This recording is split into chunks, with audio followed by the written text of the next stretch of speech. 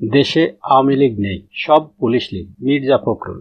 আওয়ামী লীগ সরকার কোনোদিন জনগণের ভোটে নির্বাচিত হতে পারেনি অভিযোগ করে বিএনপি মহাসচিব মির্জা ফখরুল ইসলাম আলমগীর বলেন, তারা ভয় দেখিয়ে জোর করে ক্ষমতা দখল করে। এই রাষ্ট্রকে তারা সত্যিকার অর্থে পুলিশি রাষ্ট্রে পরিণত করেছে। দেশে এখন কোনো আওয়ামী লীগ নেই, সব পুলিশ লীগ।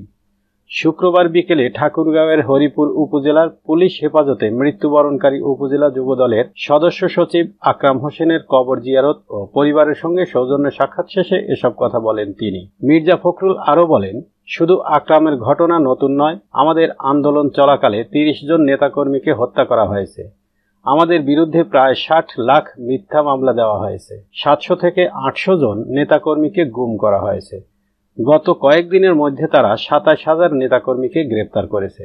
তারা সারা দেশকে নির্যাতনের কারখানায় পরিণত করেছে। বিএনপি মহাসচিব বলেন, এবারের ঈদে আপনাদের আনন্দ ছিল না, কারণ আপনাদের সন্তানকে পুলিশ বাহিনী দিয়ে হত্যা করা হয়েছে। আমাদের ছেলেমেয়েরা অধিকার সংগ্রামের জন্য লড়াই করছে। এভাবেই ভোটের অধিকার, ভাতের অধিকার আর বেঁচে থাকার অধিকার অর্জন করতে হবে। আমরা নির্বাচন চাই।